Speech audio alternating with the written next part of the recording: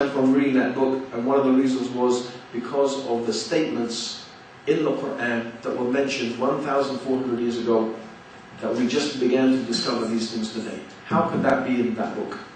How? So bring your proof. If you're going to claim that your religion is the right religion, well, give me your argument, give me your proof, give me your reasons that you claim that your religion is the right religion. That's all we can do. Yeah? By the way, to say something like this, and this is getting, I'm going to go on to, I don't want to go on to another topic, but to say something like, I believed in this and then it changed my life. I used to be like this, but now I'm like that. And I used to be this bad person, but now I'm this good person. Well, and you say, that's the proof. The proof is, this thing happened to me, I accepted this religion, and my life is completely different, and now I'm saved. Okay, fine. You know what I'd say? I'd say, I respect you, I respect your experience, but you know what? The same thing happened to me. I used to follow your religion, and then I changed to this religion, Islam, and I got saved. And my life became so much better. So, what does that prove then? Yeah? I mean, some guys take up snowboarding, right? And that changes their life, right? Some people go skydiving, that changes their life. Some people smoke marijuana, and that changes their life. For a year or two. So, some experience, and that, that's, because lots of people experience those things. It's not really a proof of anything. Meaning, my point is, you can't really prove much with that. It's a proof to you, sure. And I can't deny you your personal experience. But that's all it is, a proof to you. It's subjective. You don't prove anything to me by offering me how such and such changed your life. But it's interesting. It's good that it changed your life. But it doesn't really prove that much. Proof has to be something we can all sit down on the table and we can examine it. Yeah? That's what we need, something like that. We say that we humans have the option to choose what we do. However, doesn't this contradict the concept of fate and destiny? If we all have a particular fate and destiny, then how would praying help us when the events of our future are fixed?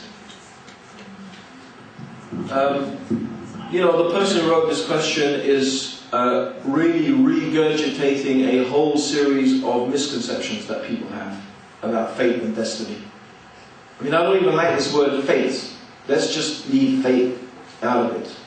Because the moment I say fate, something pops into my mind. And a lot of the time when I'm trying to discuss this issue, but they say, but fate. I said, just forget that word fate, please. Just forget it. Okay? What do Muslims believe? We believe in qadr, wal qadar, the measure and the decree. We believe, and what does it really come down to? It's very simple. We believe that, number one, God knows everything that is going to happen. Yeah? That's the first thing. Everything. Big, small, everything, God knows it. Number two, it's all been written down. 50,000 years before Allah created this universe and this creation, everything was written down in the Lawh al-Mahfuz, the preserved tablet, that was going to happen from the beginning of creation to the end. Including who's going to go to paradise, who's going to go to hellfire, which leaf would fall where, which raindrop would fall where, which atom would vibrate at what rate, everything. Who would be the next president of the United States, who will win the next election. It's all been written down from God's knowledge. He knew everything that is going to happen, and it's all been written down in Lawh al-Mahfuz. Yeah? So that's one. God knows everything. Number two, that's the knowledge of God. The second is kitab, the writing. The third is the mashiach of Allah. That means that nothing can happen unless God lets it happen. We wouldn't be sitting here today unless God let us sit here today. Nothing takes place in this universe unless God let it happen. And everything has been created by God. Nothing creates itself. Nothing brought itself into existence.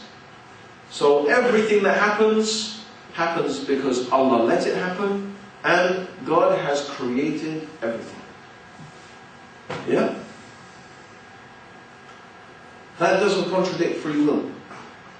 Because one of the things that Allah let happen is that He let us choose whether we would obey Him or disobey Him. He created the world in which we live. He created the world the way it is. And part of the way that Allah created that world is that He gave us the choice to obey Him or disobey Him. Even though He knew from His knowledge, before He created everything, whether we would obey Him or not. He knew it. He did not force us to obey Him or disobey Him. We did that from our choice. He did not compel us. And I will give you a simple example. Okay? Imagine you are all my students, and you've been my students now for 3 years here at the university. I know all of you very, very well. Okay? I know you so well that I predict your grades. So I have some knowledge of you. Yes? My knowledge of you allows me to predict your grades. And I write down the prediction of those grades. Does my knowing it and my writing it down force you to pass or fail or to get those grades? Does it force you to do that? Does it compel you to do that? Yes or no?